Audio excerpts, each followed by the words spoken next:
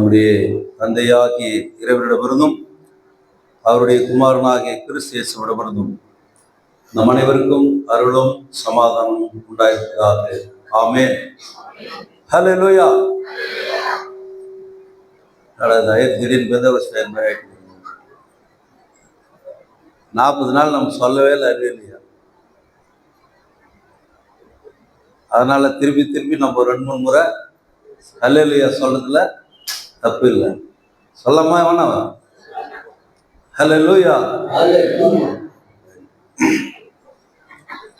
இந்த நாளிலே நாம் சுருக்கமாக வாசித்து ஆண்டுடைய வார்த்தையை தியானிக்க தெரிந்து கொண்டிருக்கிற திருமறை பகுதி ஏற்கனவே நான் வாசித்த சுவிசேஷ பகுதி லூக்கா 24ஆம் அதிகாரத்தில் 5, 6 ஆகிய 2 வசனங்களை மட்டும் நாம் வாசித்து தியானிப்போம். லூக்கா 24, 5, 6 வசனங்கள்.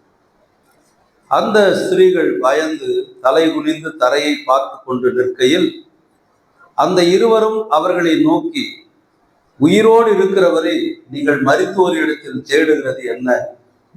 அவர் இங்கே இல்லை, அவர் உயிர் தெழுந்தார்.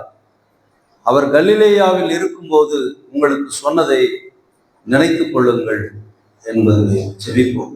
அன்பின் கடவுளே, மீண்டும் உடைய சமூகத்தில் உங்களை தாழ்த்துகிறோம். உம்முடைய உயிர் தெழுதலின் மகிழ்ச்சி எங்களுடைய உள்ளத்திலே பொங்கி எழட்டும். இயேசுடைய அன்பு எங்களுடைய உள்ளத்திலே பொங்கி எழட்டும். வெற்றியின் நாளாகி இந்த நாளிலே நாங்கள் கழிப்பொழுது மகிழ கர்த்தர் எங்களுக்கு உதவி செய்யும். இந்த வார்த்தைகளின் உடைய பேசி நாங்கள் கேட்கிறோம். இயேசு நாமத்தில் பிதாவே, ஆமென். கிறிஸ்துவுக்குள் பிரியமான அன்புடன் விசுவாசிகளே, நாம் தெரிந்து கொண்டிருக்கிற இந்த தலைப்பு, அவர் இங்கே இல்லை, உயிர் தெழுந்தார். அவர் இங்கே இல்லை, அவர் உயிர் தெழுந்தார். அவர் இங்கே இல்லை, அவர் உயிர் தெழுந்தார். நீங்க எதனா பதில் சொல்லுவீங்கன்னு பார்த்தா நீங்க கேள்வியே நீ கேட்கலையான்றீங்களா?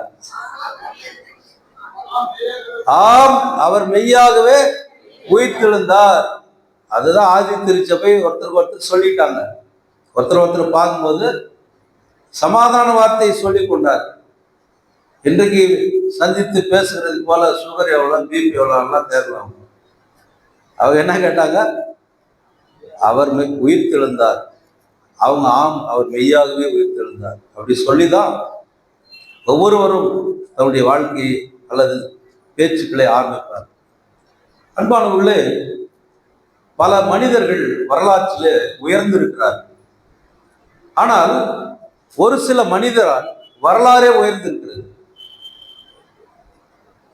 ஒரு சில நிகழ்வுகளிலே வரலாறு பிறந்திருக்கிறது. ஆனால் ஒரு சில நிகழ்வுகளே வரலாறாக மாறி இருக்கிறது.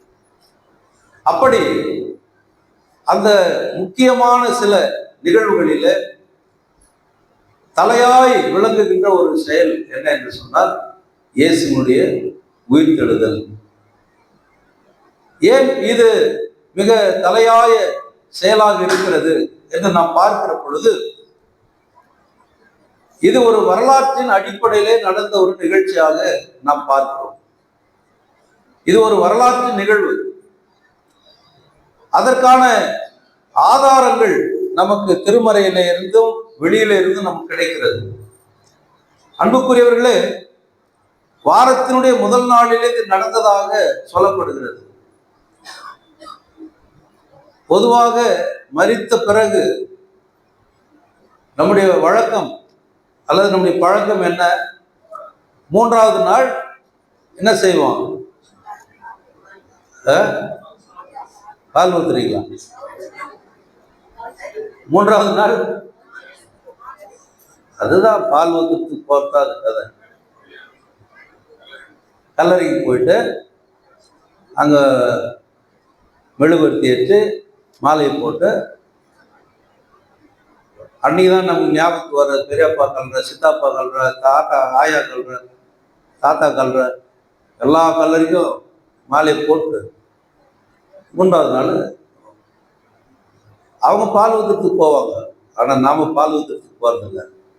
நாம எதுக்கு போறோம்? எதுக்கு போறோம்? சாப்பிட்றதுக்கு. 3வது நாள் கவிச்சு கலந்துறாங்க. உங்களுக்கே தெரியாம இயேசுடைய உயிர்த்தெழுதலுக்கு நீங்க போய் சாட்சியா நிற்கிறீங்க கல்லறையா. ஆமே. உங்களுக்கே தெரியாது. ஏங்க ஏன் 3வது நாள் கல்லறையான்னு போயிடணும்? எல்லாம் போறாங்க, நாங்களும் போறோம். ஏன் அங்க படிக்கிறீங்க? எல்லாரும் படிக்கிறாங்க, நாங்களும் படிக்கிறோம். அப்படிதானே? ஆனால் அதனுடைய முழுமையான அர்த்தம் என்ன? இயேசுடைய உயிர்த்தெழுதலுக்கு நாம் சாட்சிகள் என்பதை இந்த நாம் வாழ்கிற சமூகத்திற்கு எடுத்து சொல்லுகிற ஒரு நாளாக அதை நாம் பார்க்கிறோம். 40வது நாள் எதுக்கு? 40 நாள் கொண்டாடுறாங்களே, கல்லறைக்கு போறாங்க, ஜபோட்டு வைக்கிறாங்க. 40வது நாள் பார்த்துக்கலாங்க. எதுக்கு 40வது நாள்? எதுங்க? அந்த ஆவி 40 நாள் வரை எங்க சுத்திட்டு தான்.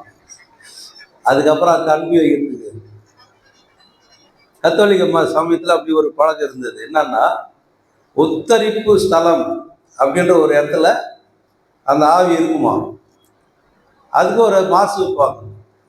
அந்த உத்தரிப்பு ஸ்தலத்தில் இருக்கிற அந்த ஆவி பரலோகத்துக்கு போகிறதுக்கு கத்தோலிக்க சபையில் ஒரு மாஸ் நடக்கும். இப்போ கூட நடக்குது. இறந்தவர்களுக்காக ஒரு மாஸ் நடத்துவாங்க. அது அப்போ உத்தரிப்பு ஸ்தலத்துக்கு அங்கே போயிடுது அப்படின்னு அர்த்தம். அதுக்கு இல்லை. இயேசுவின் உயிர்த்தெழுதல் 40 நாட்களாக அநேக மக்களுக்கு அவர் தரிசனமாகி அதை உறுதிப்படுத்தினார். பவுல் சொல்றாரு, ஏறக்குறைய 500 பேருக்கு மேல அவர் தரிசனமானார். அகால பிறவியாகி எனக்கும் தரிசனமானார் என்றார். தமஸ்கு பாதையில உயிர்த்தெழுந்த ஆண்டவர் என்னை சந்தித்தார் என்று சாட்சி சொல்லுகிறார். அப்ப அந்த 40வது நாள் இயேசுடைய உயிர்த்தெழுதல், ஆண்டவர் எங்களோடு காட்சி கொடுத்தார். இந்த மரித்து போன அந்த ஆத்மாவும் 40 நாள் எங்களோடு அது இருந்திருக்கிறது. நாங்கள் சந்தோஷமா இப்போ வழி அனுப்புகிறோம். அதுக்கு தான் நம்ம அந்த 40வது நாள் ஜெபம் நடத்துறோம். அன்பானவர்களே, இங்கே வரலாற்றினுடைய முதல் நாள்ல மாதர்கள், பெண்கள் வாசனை திரவியங்களை எடுத்துக்கொண்டு சரீரத்திற்கு பூசுவதற்காக அவர்கள் செல்லுகிறார். அங்கே இருட்டா இருக்கு. இவங்களுக்கு என்ன ஒரே கவலை, இவங்களுக்கு போறவங்களுக்கு பெண்களா இருக்கிறாங்க. அந்த கல்லறை முன்னால ஒரு கல்லு மூடி வச்சிருக்காங்க. அதை யாரு வெளியே தள்ளுறது? அதை புரட்டி யாரு தள்ளுறது? ஏன் அது அங்க கல்லறையில் கல்லு வைக்கப்பட்டது? யார் வச்சது? அதை போர் சேவர்கள், ஆட்சியாளர்கள். இந்த சரீரத்தை கூட இந்த சீடர்களை எடுத்துன்னு போய் ஒழிக்க வச்சுட்டு உயிரோடு எழுந்துட்டான்னு போய் சொல்லிடுவாங்க. அதனால என்ன செய்யலாம்? பெரிய கல்லை போட்டு மூடி அதுக்கு சங்கிலியை போட்டு அதுக்கு போர் சேவர்களை வரை காவல் வச்சுட்டாங்க. போர் சேவர்களை காவல் வச்சுட்டோம். திடீர்னு பூமி அதிர்ச்சி, சங்கிலிகள் எல்லாம் உடைகிறது. காவல்காரர்கள் பயந்து ஓடிட்டாங்க. கல்லு அது புரட்டப்பட்டு இருக்கிறது. பெண்கள் போய் பார்க்கிறார். யோவான் 20ஆம் அதிகாரத்துல நீங்க அதை வாசித்து பார்த்தீங்கன்னா, அங்க பெண்கள் போய் தூரத்துல இருந்து பார்த்து கல்லு புரட்டப்பட்டதுன்னு ஓடிட்டாங்க. பயந்து போய் பேதுருக்கு யோவான்னு சொல்லிட்டாங்க. அவங்க ஓடி வந்தா கல்லறைக்கு உள்ள பாக்குறாங்க. ஆனா மற்ற 3 நற்செய்தி ஆசிரியர்கள் என்ன சொல்றாங்க? அவங்க உள்ள போய் பார்த்தாங்க, கல்லு புரட்டப்பட்டு இருந்தது பார்த்து உள்ள போனாங்க. அப்பதான் ஓடி போய் அவங்களுக்கு போய் சொல்லி கூப்பிட்டு வந்தாங்க. அதுக்கு பிறகுதான், அதுக்கு முன்னாடியே பெண்களை இயேசு சந்தித்தார். அங்கிருந்து வானதூதர்கள் சந்தித்தார்கள். இப்படியெல்லாம் சொல்லப்படுது. அன்பானவர்களே, இங்கே பழைய சட்டங்கள், சடங்கு முறைகள், பாவ வாழ்வு அனைத்தும் கல்லறையிலே புதைக்கப்பட்டு ஒரு புதிய வாழ்வு பிறந்த ஒரு மிகப்பெரிய வரலாற்று சாதனை நாள் தான் இந்த ஆண்டவருடைய உயிர்ப்பு திருநாள். அதற்கு சாட்சி இருக்கிறதா? அதுக்கு சாட்சி இருக்குதா? இல்லைன்னா இருக்குது. இப்பொழுதும் திறந்திருக்கிற அந்த கல்லறையில ஜனங்கள் போய் பார்த்து கொண்டுதான் வருகிறார்கள். போய் தான் வராங்க. அங்க அன்றைக்கு என்ன சாட்சி இருந்தது? ரெண்டு முக்கிய சாட்சிகள் அங்க இருந்தது. ஒன்று மகதலேனா மரியாள், இளையப்பா யோவான் மரியாள், பேதுரு, யோவான். இந்த சீடர்கள், பெண் சீடர்கள், ஆண் சீடர்கள் சாட்சிகள். இன்னொன்று இவர்கள் உயிருள்ள சாட்சிகள். உயிரற்ற சில பொருட்கள் சாட்சியாக அங்கே இருக்கிறது. அது என்ன? அந்த துணி, இயேசுவை சுற்றி இருந்த அந்த துணி அங்கே இருக்கிறது. ஒருவருடைய கல்லறையில அவரை சுற்றி இருந்த துணி இங்க கிடக்கிறது. இவர் இரண்டாவது ஆள். முதலாளி யாரு? லாசரு. ஆனா லாசரு கிட்ட விஷயம் என்னன்னா, ஏசு ஆண்டவர் அவன் உயிரோடு எடுத்துட்டு அவன் துணியெல்லாம் அவுத்து கொடுப்பான்றாரு. ஆனா இங்க என்ன ஆகுது? யாரும் போய் உதவி செய்யல. அவரே கடவுளுடைய திட்டத்தின்படி கடவுள் அவரை உயிர்ப்பித்தார். அந்த துணி அங்கே காட்சிப்படுத்தப்படுகிறது. அந்த கல், புரட்டப்பட்ட கல் காட்சிப்படுத்தப்பட்டிருக்கிறது. அங்கே உடைந்து சிதறி கிடக்கிற அந்த சங்கிலிகள் அது சாட்சியாக இருக்கிறது. அது மட்டுமல்ல, உள்ளே 2 பேர் வானதூதர் அமர்ந்து அவர்கள் மரித்தோர் இடத்துல நீங்கள் ஏன் அவரை தேடுகிறீர்கள்? அவர் உயிர் தெழுந்தார், போங்க. அவர் ஏற்கனவே சொன்னார், உங்களுக்கு புரியலையா, தெரியலையா, மறந்துட்டீங்களா? போங்க. உங்களுக்கு முன்னால் அவர் எங்க போயிருக்காரு? கலிலேயாவுக்கு போயிருக்கிறார், போங்க. தாம் சொன்னபடியே உயிர் தெழுந்தார். அவரை நீங்கள் மரித்தோரிடத்திலே தேடுகிறது என்ன? அதனால்தான் நான் யோசித்தேன், ஈஸ்டர் அன்னைக்கு ராபாயின் கொடுக்குற பழக்கம் நமக்கு வேண்டாம். ஏன் ஏன் அவர் இங்கே இல்லை, உயிர் தெழுந்தார். உயிர் தெழுந்தவருடைய சரீரத்தை, ரத்தத்தை திருப்பியா நமக்கு புரிஞ்சுக்கணும். இன்னைக்கு அவர் உயிர் தெழுந்தார். அன்பானவர்களே, அவருடைய சரீரம் இப்பொழுது இல்லை. 2 சாட்சிகள் நமக்கு முன்பாக நிற்கிறது. அந்த பெண்கள் என்ன நினைச்சுன்னு போறாங்க? அவருடைய கண்கள் மட்டுமல்ல, அவருடைய உள்ளமும் இருளாய் கிடக்கிறது. இயேசு சொன்ன அந்த வெளிச்ச வார்த்தைகள், வாக்குத்தத்தங்கள், தரிசனங்கள் அவர்களுக்கு புரியவில்லை. இப்போ அங்க திறந்தது அந்த கல்லறை மட்டுமல்ல, பெண்களுடைய இதயமும் தான். அந்த செய்தி அவங்க பயந்து நிற்கிறாங்க. அங்க இன்னொரு புத்தகத்துல எழுதுகிற ஆசிரியர் அங்க நின்று அந்த அம்மா அழுது, ஏமா அழுதுன்னுங்கிற இன்னொரு சத்தம் கேட்குது. அவங்க என்ன நினைச்சுக்கினாங்க? இந்த கல்லறையை பாதுகாக்கிற மாதிரி வெட்டியா வந்துக்கிறான்னு நினைச்சுக்கினாங்க. ஏயா, என் ஆண்டவர் இங்க வச்சிருந்தாங்க, அது காணும், எங்கேயாவது வேற இடத்துல எதுனா மாற்றி வச்சுட்டியா பாரு. ஏன்னா அந்த பெண்கள் தெரியல, வேற கல்லறை என்ன போய் நின்றுமா என்னான்னு. அவன் ஒருத்தன் ஓடி போய் சாம்பலை பூச்சிக்கிட்டு எங்க அம்மா, அம்மா அம்மா அம்மா டே உங்க அம்மா போச்சாடா தான் நீங்க சொல்றாங்க. பாத்தீங்கல்ல நகைச்சுவை. இவங்க அப்படிதான் நினைச்சுக்கிட்டாங்க, நம்ம வேற கல்லறையில தேடுறோமா, இது இல்லையா? ஏன்னா இது திறந்துட்டு இருக்குதா, நம்ம நீ மூடிட்டு போனாங்கள. அவர்கள் இருளகன்ற கண்களை கடவுள் திறந்திருக்கிறார். அவருடைய பாவம் நிறைந்த கண்களை கடவுள் திறந்திருக்கிறார். நான் மரித்தேன், ஆனாலும் சதா காலங்களிலும் உயிரோடு இருக்கிறேன். ஆகினால் அங்கே சொல்லப்பட்ட நற்செய்தி என்ன? மரித்தவரை ஆக அல்ல, உயிர்த்தவரை ஆக நீங்க தேடுகிறீங்க. அவர் இல்லை, இப்ப செத்து போனார் நினைச்சுன்னு போயிட்டார். கதிரவன் தோன்றும் போது இருள் அகலும் என்று தெரியாதா? சூரிய உதயான உடனே தானா வெளிச்சம் வருது இல்லையா? அதை போலதான் இயேசுண்டவருடைய உயிர்த்தெழுதல்ல இந்த உலகம் வெளிச்சமாக மாறினது. இருளடைந்த உலகம், இருளடைந்த மக்கள் வெளிச்சத்தின் மக்களாக மாற்றப்பட்டார்கள். அதுதான் இன்னைக்கு என்ன பண்ணுவோம்னா, ஈஸ்டர் முட்டை கொடுப்பார்கள். கேள்விப்பட்டுக்கிறீங்களா? வாங்கியிருக்கிறீங்களா? கொடுத்துருக்கிறீங்களா? இப்ப கொடுக்குறீங்களா? இன்னைக்கு எதுனா நல்ல வேலை காலையில் நான் பெத்லகேம் சர்ச்சுக்கு போன விடியல் ஆறாதுக்கு அங்க எனக்கு கொடுத்தாங்க பண்ணு மட்டும். அது வாங்கிட்டு வந்து வச்சுட்டு வந்து ரொம்ப சாப்பிடுறாங்க. எதுக்கு முட்டை கொடுக்குறாங்க?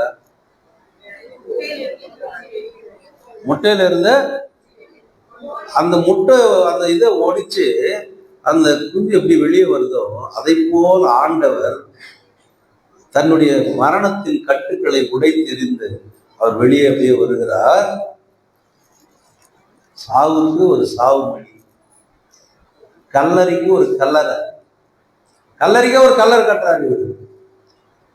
அங்கே நின்ற காவல்காரர்களுக்கு ஒரு என்ன சொல்றது, அவர் ரணகலம் ஆயிட்டானுங்க அவனுங்க. திடீர்னு பூமி அதிர்ச்சிட்டு செயினெல்லாம் கல்லறை திறக்குது, உள்ள இருந்து ஒரு வெளிச்சம் வருது. இவங்க பயந்து அலறி ஓடினானுங்க. மரணத்தை வென்ற மாமன்னராக இயேசு உயிர்த்தெழுந்தார். ஆகினாலே எந்த உயிர்ப்பு பெருநாளை நாம் மகிழ்ச்சியோடு கொண்டாடி காத்திருக்கின்றோம். சிலர் நினைத்தார்கள் அவரை பூமியில் புதைத்து விட்டோம் என்று மார்த்தட்டி கொண்டு நின்ற மக்களுடைய அந்த கண்களுக்கு முன்பாக இயேசு ஒரு புதையலாக அவர் கிளர்ந்து எழுகிறார். அநேக மக்களுடைய வாழ்வுக்கு ஒளி ஊட்டுகிறவராய் இயேசாண்டவர் மரணத்தை தனக்கு முன்பாக மண்டியிடச் செய்தவராக நிற்கின்றார். பவுல் சொல்றாரு, மரணமே உன் கூரையே, பாதாளமே ஜெயம்.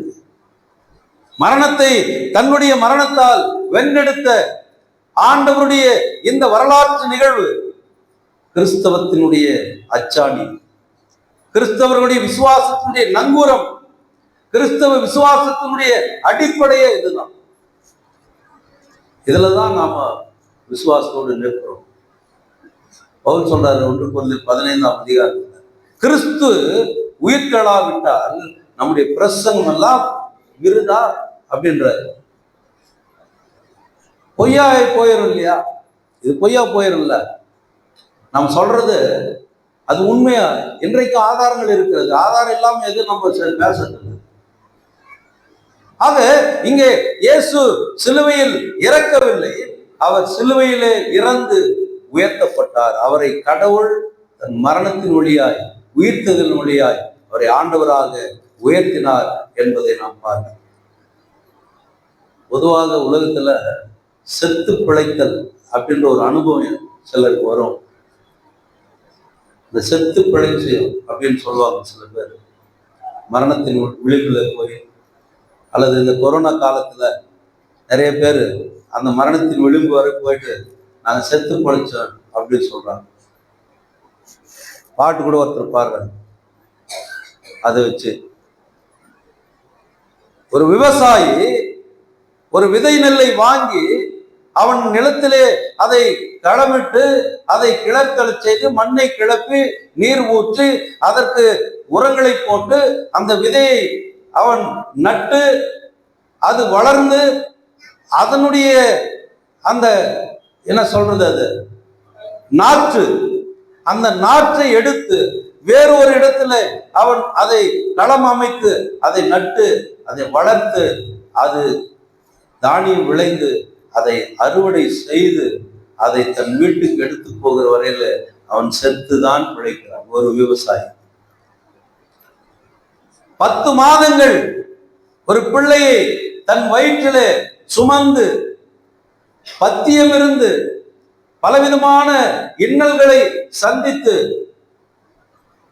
எத்தனை ஒரு பாடுகளுக்கு மத்தியில ஒரு பிள்ளையை பெற்றெடுக்க ஒரு தாய் எப்படி பிரசவ வேதனைப்படுகிறாரோ அது செத்து பிழைத்தல் அனுபவம். 12 வருஷம் உதிரப்போகுது, எங்க போனாலே முடியல. இயேசுடைய ஆடையை தொட்டால் சுகம் கிடைக்கும் என்று தொட்டு சுகமடைந்த அந்த பெரும்பாடு உள்ள பெண்மணியினுடைய அனுபவம் செத்து பிழைத்தல் அனுபவம். தன் மகள் சின்ன பொண்ணு இறந்து போயிட்டா. ஆண்டவரிடத்துல போய் சொல்றாங்க, மரண தருவாயில இருக்கிறா, கொஞ்சம் வந்து பாருங்க. அது சொன்னா போதகருக்கு வந்திருக்கணும், அது மக செத்துச்சு, வாப்பா. ஆண்டவர் சொன்னாரு, பயப்படாது, நம்பிக்கொள்ள, வா போலாம். தலித்தா குமி என்று எழுப்பி அவனிடத்துல கொடுத்த போது அந்த தந்தையினுடைய உள்ளம் செத்து பிழைத்தல் அனுபவம். இது பூலோக வாழ்வில் செத்து பிழைத்தல் அனுபவம். ஆனால் பரலோக வாழ்வினுடைய செத்து பிழைத்தல் அனுபவத்தை இயேசு நம் கண்களுக்கு முன்பாக கொண்டு வருகிற பொழுது விண்ணுலக உயிர்ப்பு என்பது இதைவிட மிக சிறந்ததாக இருக்கிறது, வரலாற்று முக்கியத்துவம் வாய்ந்ததாக இருக்கிறது.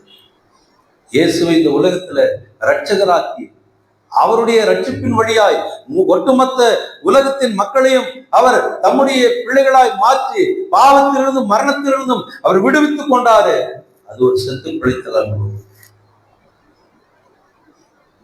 உண்மையை சொல்லியிருக்கிறாரு, இந்த தேவாலயத்தை இடிங்க, நான் ஒரு 3 நாள்ல கட்டிடுறேன்.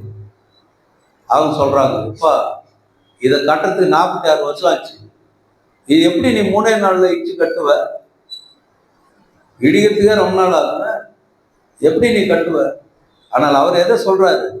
தன் சரீரத்தை சொல்லுகிறார். நீ எனக்கு 1 நாள், நான் 3ஆவது நாள் என்ன பண்ணுவேன்? உயிரோடு எழுவேன். என் பிதா எனக்கு கொடுத்திருக்கிற இந்த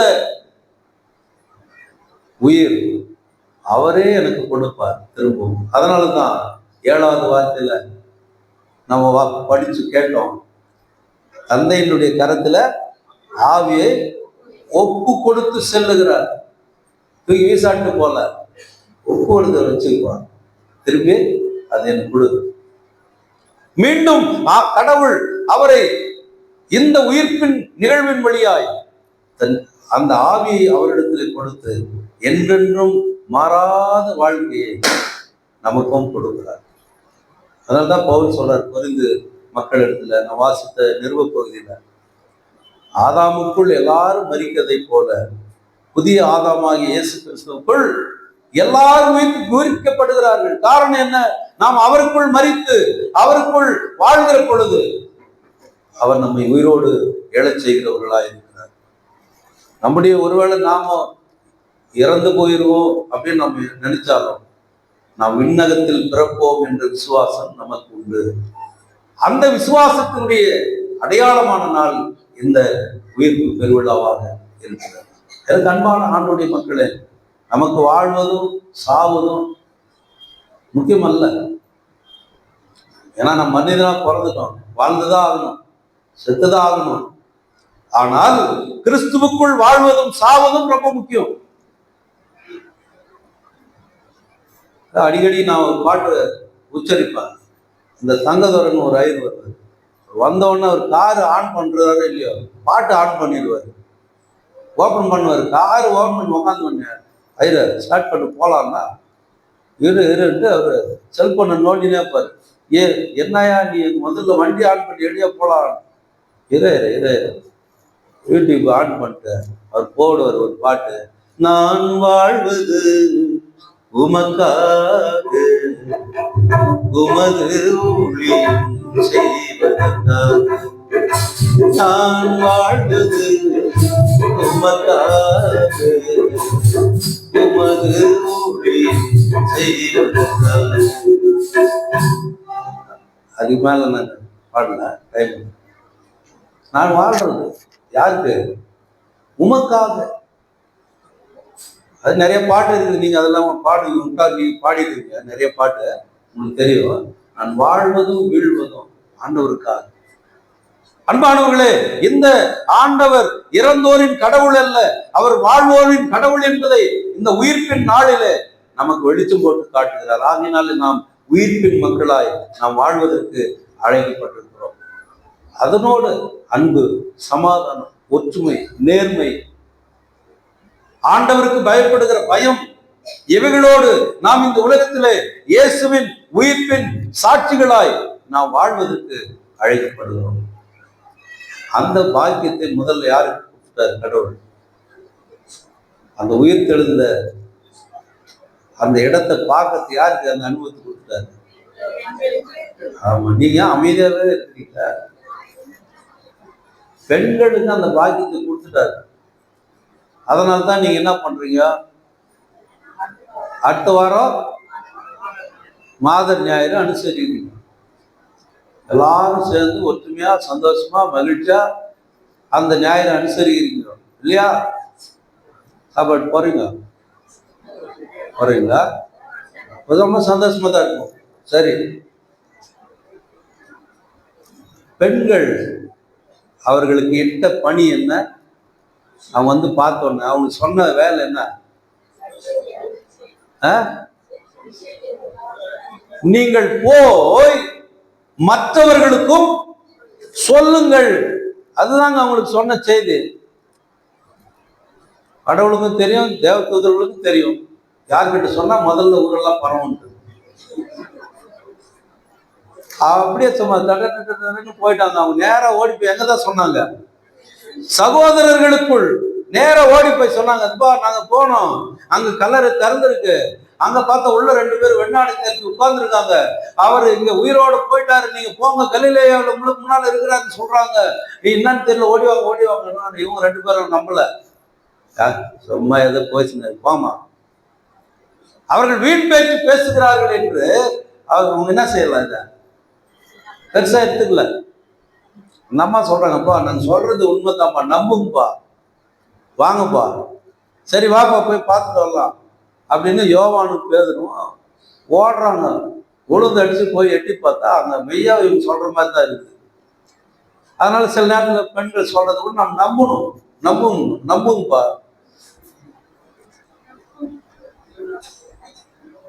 நம்பினார்கள், போய் பார்த்தார்கள், இயேசு உயிரோடு எழுந்தார் என்பதை அவர்கள் ஏற்று விசுவாசித்தார்கள். அவர்கள் இந்த உலகிற்குள் புகுந்தார்கள். உலகமெங்கும் போய் சாட்சி சொன்னார்கள். அப்படி சாட்சி சொன்ன ஒரு ஆள் கிருஷ்ணகிரிக்கு வந்தாரு. அவர் கூட ஒருத்தர் வந்தார், பர்கூருக்கு வந்தாரு. அவர் கூட ஒருத்தர் வந்தாரு, வாணியம்படிக்கு வந்தாரு. அவர் கூட ஒருத்தர் வந்தாரு, ஆம்பூருக்கு போனாரு. அவர் கூட ஒருத்தர் வந்தாரு, பேரணம்பட்டுக்கு போனாரு. அவர் கூட ஒருத்தர் வந்தாரு, இங்கிருந்து காரியத்துக்கு நாகர்கோவில் போனாரு. அங்கிருந்து ஒருத்தர் வந்தாரு, அவருக்கு அப்படியே கேரளாவுக்கு போனாரு. அங்கிருந்து ஒருத்தர் வந்தாரு, அப்படியே போனாரு, ஸ்ரீலங்காவுக்கு போனாரு. அங்கிருந்து ஒருத்தர் வந்தாரு, பிலிப்பீன்ஸுக்கு போனாரு. அங்கிருந்து ஒருத்தர் வந்தாரு, வியட்நாமுக்கு போனாரு. அங்கிருந்து ஒருத்தர் வந்தாரு, இந்தோனேஷியாவுக்கு போனாரு. அங்கிருந்து ஒருத்தர் வந்தாரு, மியான்மருக்கு போனாரு. அங்கிருந்து ஒருத்தர் வந்தாரு, தாய்லாந்துக்கு போனாரா? தாய்லாந்து ஒரு ஃப்ளோவில் தாய்லாந்து வந்துருச்சு. இங்க போனாங்க, மணிப்பூருக்கு போயிருக்கிறாங்க, மிசோராமுக்கு போயிருக்கிறாங்க, அசாமுக்கு போயிருக்கிறாங்க, கல்கத்தாவுக்கு போயிருக்கிறாங்க. கல்கத்தால ஒரு கல்லூரியே நிறுவி இருக்கிறாரு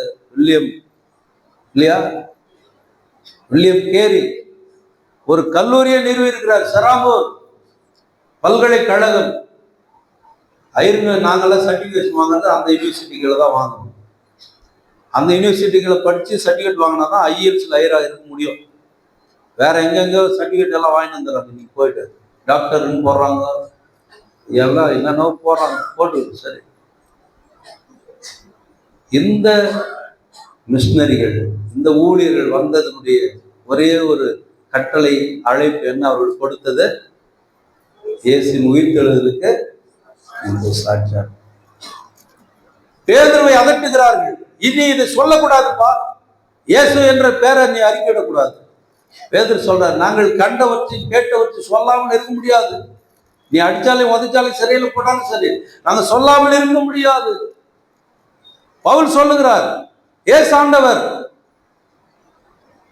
என்னை தமஸ்கு பாதையில சந்தித்து என்னை அழைத்த, நான் அப்போஸ்தலன் அல்ல, அப்போஸ்தலன் எல்லாரிலும் சிறியவன் நான்.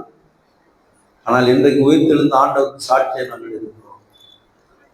அப்போஸ்தலர் நடவடிக்கைகள் புத்தகத்துல 2ஆம் அதிகாரத்துல நீங்க அவங்களுடைய விசுவாச அறிக்கைகள் எல்லாம் நீங்க பார்த்தீங்கன்னு சொன்னா, ரொம்ப கடவுள் அவரை எழுப்பினார், அதுக்கு நாங்கள் சாட்சிகள் அப்படின்றாங்க. இயேசுடைய உயிர்த்தெழுதலுக்கு நீங்களும் நானும் இன்றைக்கு உயிருள்ள சாட்சிகளா இருக்கிறோம். இந்த திருச்சபை உயிருள்ள சாட்சியா இருக்கிறது. அவருடைய உயிர்ப்பு பெருவிழா எத்தனை முக்கியமானது இல்லையா? நேற்று நான் உயிர்த்தெழுதல் சாட்சி ஒரு கடையில் சொல்லிட்டு வந்தேன். நாங்கள் சர்ச்சில் இருக்கும்போது எங்கள் வீட்டில் ரொம்ப ஃபோன் பண்ணி கடை ஒன்று வாங்க, ஜாக்கப் ஃபோட்டோ எடுக்கிறதுல அங்கே எதிரில் ஒரு கடை இருக்குது, ஒரு துணி நல்லா வாங்க, சட்டெல்லாம் இருக்குது. இவங்க என்னடா நம்மளுக்கு செலவு வைக்க போகிறாங்களோன்னு நினச்சின்னு அங்கே போயிட்டு கஷ்டப்பட்டு ஒரு சட்டை எடுத்துட்டு, இந்த சட்டை தான் எடுத்துட்டு வரும்போது அந்த ஓனர், என்ன சார் விசேஷம், மாட்டினாண்டா ஒருத்தன் நம்மளுக்கு இன்னைக்கு அப்படின்ட்டு, எங்களுக்கு நாளைக்கு பண்டகை சார், இயேசு ஆண்டவர் உயிர்த்தெழுந்த நாள், நான் அந்த சர்ச்சில் ஃபாதராக இருக்கிறேன். எந்த சர்ச்சு சார்? அந்த பக்கம் வந்தால் கிரவுண்டு பக்கத்தில் ஒரு சர்ச் இருக்குதுப்பா, பக்கத்தில் இருக்கிற ஒரு பாய் சொல்கிறாங்க, சார் அந்த லெஃப்ட் சைடில் ஒரு சர்ச்சு இருக்குது, அந்த சர்ச்சு சார். ஆமாம். அவன் பாருங்க நம்மளை போட்டுவாங்க சார், நம்மளத்துல அது இல்லை சார். ஏசு உயிரோடு இருந்தாருன்னு சொல்ற நீ, ஆனா நம்மளத்துல அது இல்லை சார். ஆமாம்மா, உங்களத்துல அது இல்லை, ஆனா நம்மளத்துல அது இருக்கு. ஏன்னா நீங்க இயேசு உயிரோட, அவர் சாகவே இல்லைன்னு சொல்றீங்க, ஆனா நாங்க என்ன சொல்றோம், செத்தாரு உயிரோடு எழுந்தாரு. அவங்க என்ன சொல்றாங்க, அவரு கடவுள் போய் எப்படி சாக முடியும்? அப்ப நான் அந்த தம்பி கிட்ட சொன்னேன், தம்பி ஆனா உனக்கு எனக்கு ஒரு ஒற்றுமை இருக்குது, ஒரு நம்பிக்கை இருக்குது. என்ன தெரியுமா, நீ ஈசா நபி வராரு நம்புறியா? ஆமா சார், அவர் 2வது முறை வரப்போறாரு. அதுதான் என்னுடைய அடுத்த விசுவாசம், அவர் 2வது முறை வரப்போறாரு. அப்ப நம்ம 2 பேரும் ஒண்ணுதானே. அப்ப அந்த கடைக்காரருக்கு சொல்றோம், சார் எனக்கு தெரியல சார், அதனால தான் கேட்டேன், ஒண்ணு எது தப்பா நினைச்சுக்காது சார். நான் இதுதானே கரெக்டு, நீயே வாங்கி கேட்டுக்கோ. பாருங்க, இப்ப நான் சுவிசேஷம் சொல்லலாங்க, அவனே கேட்டுக்கிறான், சுவிசேஷத்தை சொல்லிட்டு வந்துட்டோம். இதுதாங்க உயிர்த்தெழுதலுடைய செய்தி. ஆண்டவர் உயிர்த்தெழுந்து எனக்கு காட்சி கொடுத்திருக்கிறார், என்னை வாழ வைத்திருக்கிறார், என்னை மீட்டெடுத்திருக்கிறார். இந்த உயிர்ப்பு திருநாளினுடைய மகிழ்ச்சி என்ன? இயேசு உயிர்த்தெழுந்தார் என்று நீங்க போய் என்ன செய்யணும், சொல்லணும். இயேசு உயிர்த்தெழுந்தார். அதுவே நாங்க என்ன பண்ணோம், போப்பா மத்தியானம் எந்த பிரியாணி சாப்பிடுறதுன்னு யோசிச்சுக்கிறோம், யாருக்கு வீட்டுல போய் சாப்பிடலான்னு யோசிச்சுக்கிறோம், என்ன கறி எடுக்கலாம்னு யோசிச்சுக்கிறோம். அது ரொம்ப முக்கியம்தான், அதுவும் முக்கியம்தான். ஆனால் நாம் உயிர்த்தெழுந்து ஆண்டவருக்கு எப்படி சாட்சியா இருக்க போகிறோம், அதுதானே ரொம்ப முக்கியம். இயேசுடைய உயிர்த்தெழுதல் இந்த உலகத்துல என்னெல்லாம் செய்திருக்கிறது என்பதை நாம் ஒவ்வொரு நாளும் சிந்திக்கிறவர்களா இருக்கிறோம். பகைவர்கள் ஆற்றல் மீது அவர் வெற்றி அடைந்திருக்கிறார், தீய சக்தியின் ஆற்றல் மீது அவர் வெற்றி அடைந்திருக்கிறார், மரண ஆற்றலின் மீது அவர் வெற்றி அடைந்திருக்கிறார், தான் சொன்னதை அவர் நிறைவேற்றிருக்கிறார்.